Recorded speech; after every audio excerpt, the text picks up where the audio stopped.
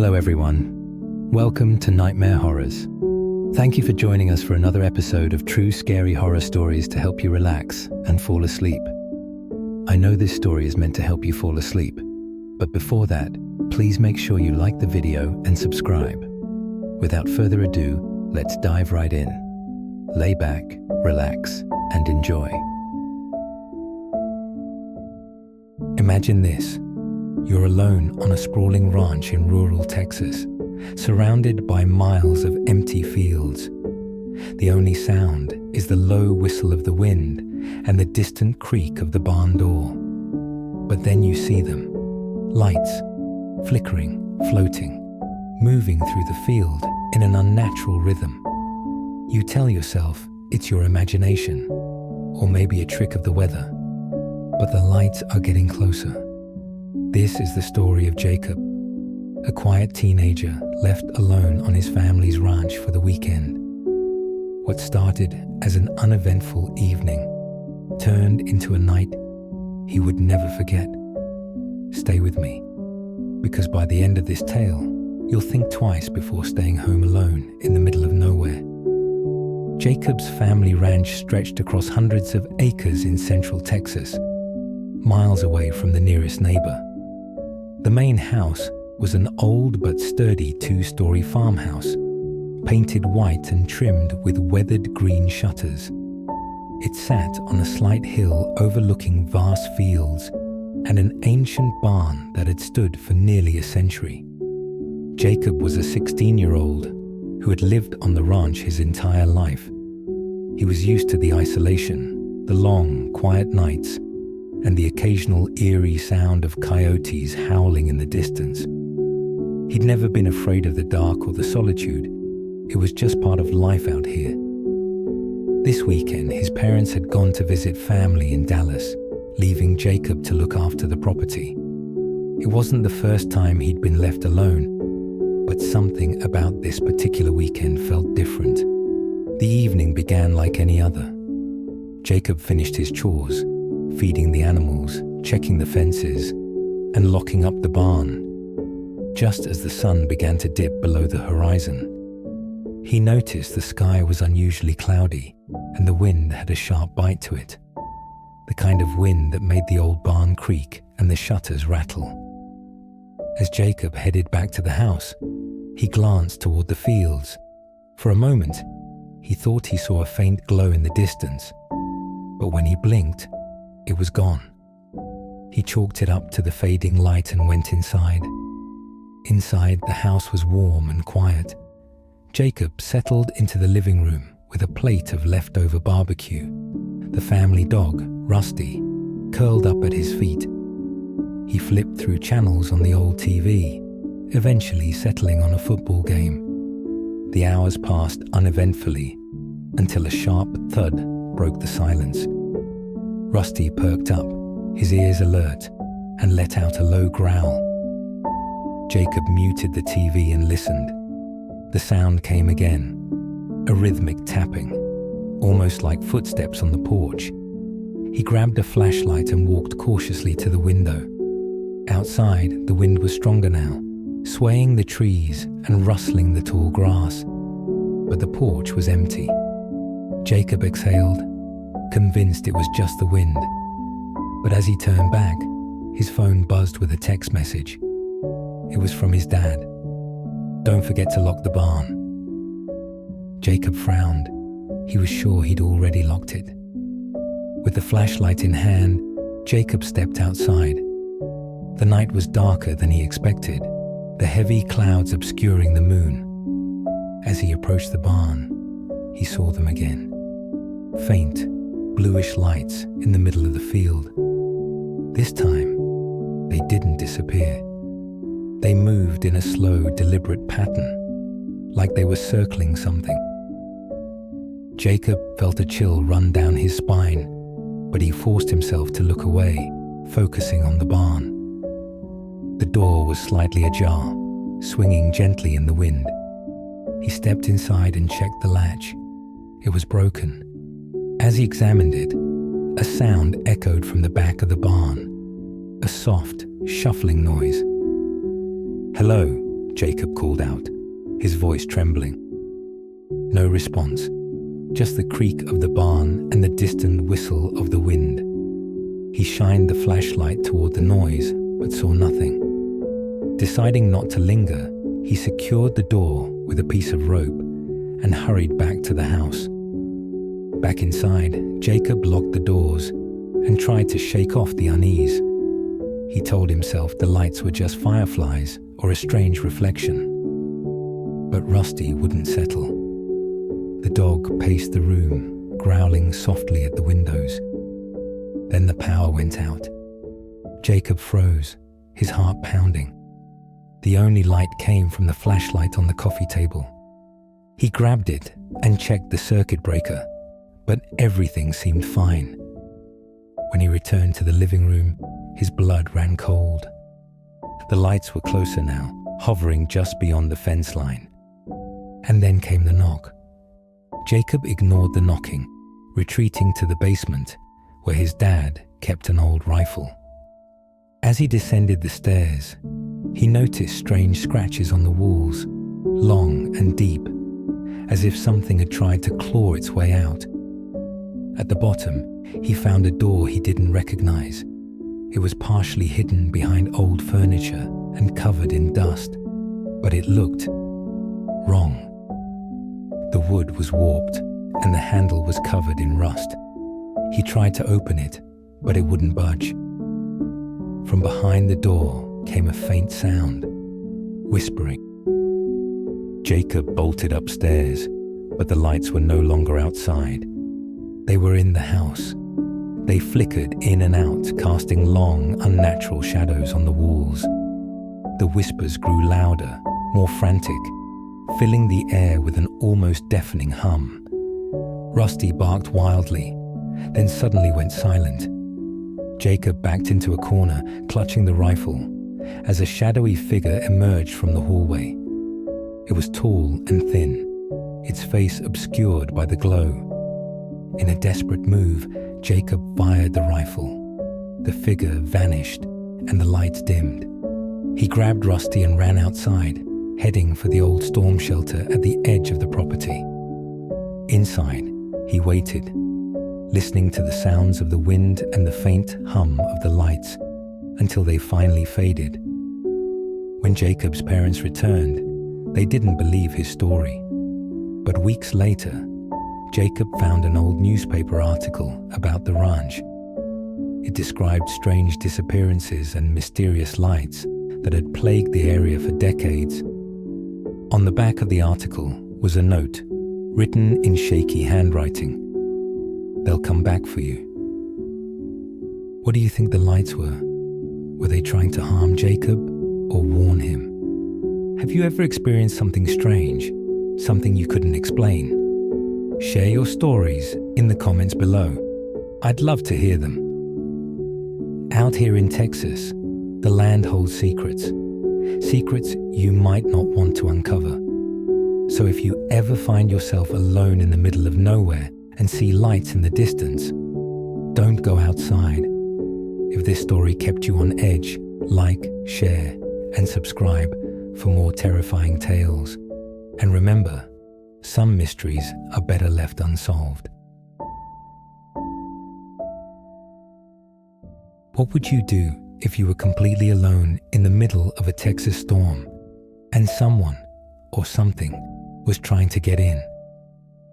This is the story of Sarah, an 18-year-old left to watch her family's ranch house while her parents were away. But as the storm rolled in, she discovered she wasn't as alone as she thought. By the end of this story, you'll be questioning every creak, every shadow, and every knock you've ever heard during a storm. Stay with me, because this tale will haunt you long after the thunder fades. The story unfolds on a sprawling ranch in rural Texas, miles away from the nearest neighbor. Sarah, a recent high school graduate, is house-sitting while her parents attend a weekend retreat in Dallas. The house is large but old, with creaky floors, dim lighting, and a tin roof that amplifies every raindrop. Behind the house is a barn, a small pond, and acres of dense woods that seem to stretch endlessly into the horizon. As the storm begins, Sarah settles in with a cup of hot cocoa and her sketchbook, enjoying the rare solitude. The evening starts off peacefully, but small, unsettling details creep in. A sudden power surge causes the lights to flicker. The family dog, Rusty, starts growling at the front door, but when Sarah checks, no one is there. While sketching by the window, Sarah notices a faint shadow move in the distance, just beyond the edge of the woods. She tells herself it's just the wind shaking the trees. Later that night, Sarah hears a loud bang from outside. It sounds like the barn door swinging open. Grabbing a flashlight, she ventures out into the rain to investigate. The barn door is ajar, creaking as the wind pushes it back and forth. Inside, the horses are restless, their eyes wide with fear. She secures the door and heads back to the house, her unease growing. Back inside, Sarah hears faint tapping on the windows. First in the living room, then in the kitchen. But when she checks, no one is there. Sarah finds a wet piece of paper stuck to the front door. Scrawled in shaky handwriting are the words, "You shouldn't be alone tonight." The storm intensifies, and so do the unexplainable events. While searching for candles after another power surge, Sarah tries to open the basement door, but it's locked. She doesn't remember it ever being locked before. Sarah notices fresh, muddy footprints leading from the barn to the back porch. Rusty growls, refusing to go near the door. As lightning illuminates the yard, Sarah catches a glimpse of a tall figure standing near the edge of the woods. She watches as it slowly retreats into the trees, disappearing into the darkness. Determined to figure out what's going on, Sarah finds the spare key to the basement. Descending the stairs, she discovers an old trunk filled with photographs of strangers, none of whom she recognizes. One photo catches her eye, a blurry image of a man standing in the barn, staring directly at the camera. Sarah's cell phone rings. The caller ID reads *unknown*. When she answers, a voice whispers, "He's already inside."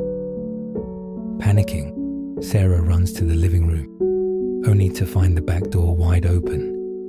The muddy footprints now lead into the house.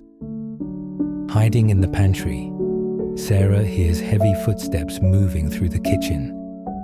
Peeking through the slats, she sees a man in a raincoat, his face obscured, dragging a large knife along the counter. Sarah makes a break for it, sprinting out of the house and into the storm. She heads for the barn, hoping to use the truck her father keeps parked inside. But as she fumbles with the keys, the raincoat man appears at the barn door. He steps inside, his knife glinting in the lightning. In a desperate move, Sarah releases the horses, causing chaos in the barn. The man is knocked off balance, giving her enough time to start the truck and speed away. Sarah drives to the nearest neighbor's house, nearly 10 miles away.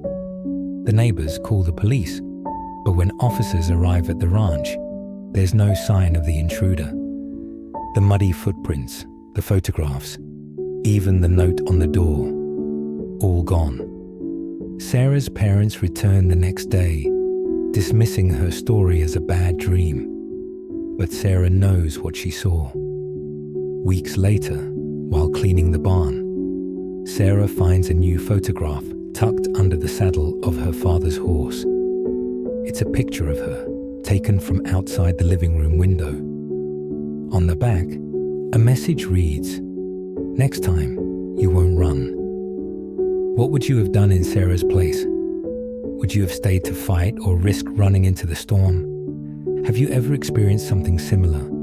Strange noises, unexplainable shadows, or a feeling that someone was watching you? Let me know in the comments below.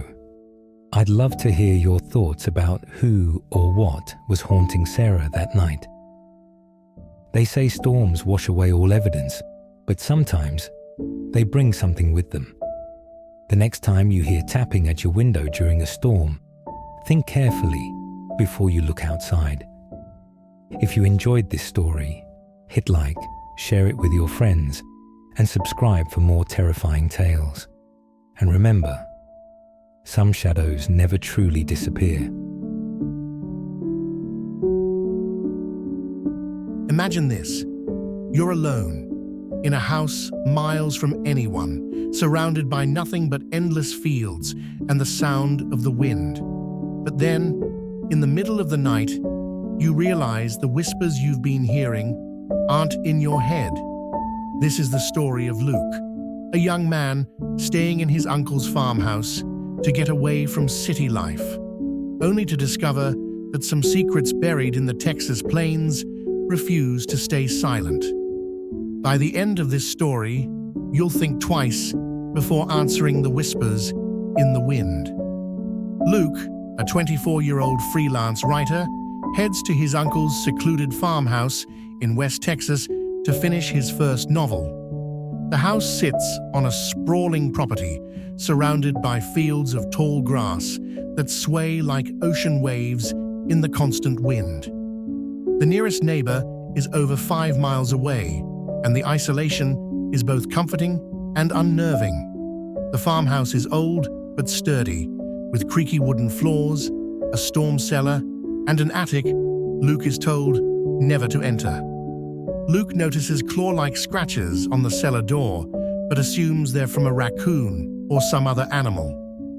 A photograph of his uncle, with a group of men, hangs in the hallway.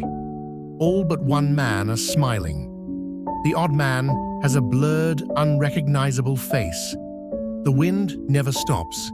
Even on calm nights, it whistles through the house, almost sounding like voices. One night, as Luke writes by candlelight during a power outage, he hears faint knocking on the window. He brushes it off as tree branches swaying in the wind. But then, the knocking moves to the front door, the back door, and then the window beside him.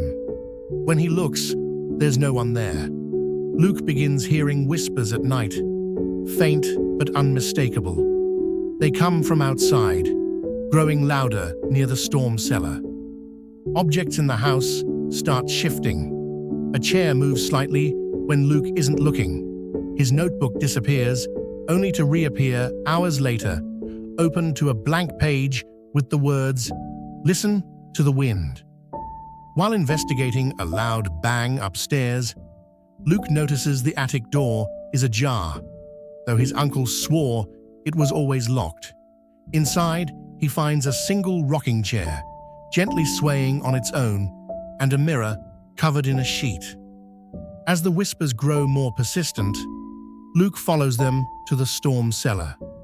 Using a flashlight, he descends the narrow staircase and discovers a set of muddy footprints leading into the far corner of the room, though the cellar is dry. An old ledger filled with names, dates, and the phrase, "The wind chose them." A trapdoor in the floor, chained shut with a rusted padlock. At midnight, Luke hears footsteps circling the house.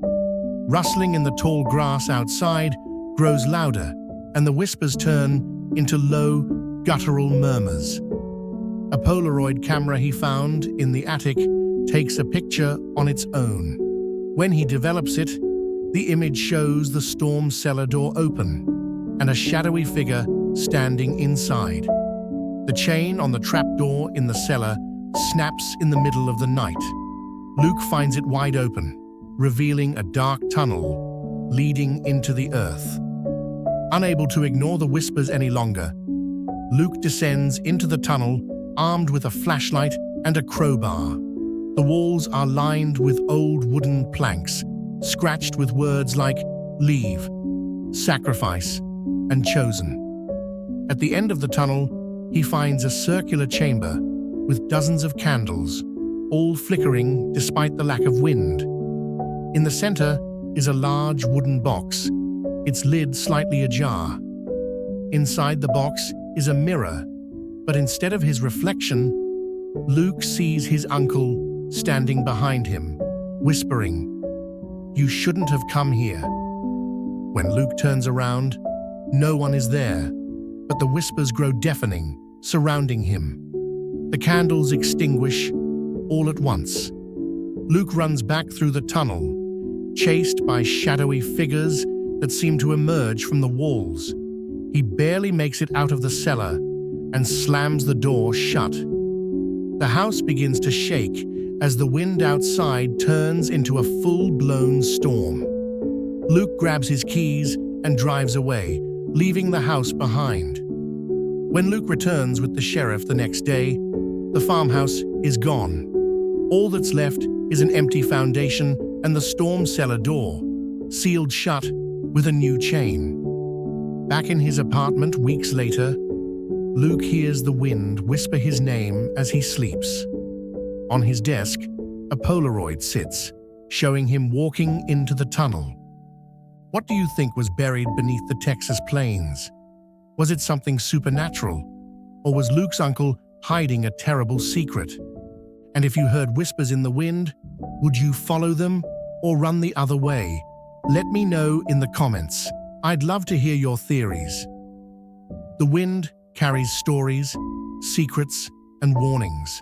The next time you hear it calling your name, ask yourself, is it really the wind? Or is it something waiting to be found? If this story gave you chills, don't forget to like, share, and subscribe for more terrifying tales. And remember, some whispers are best left unanswered.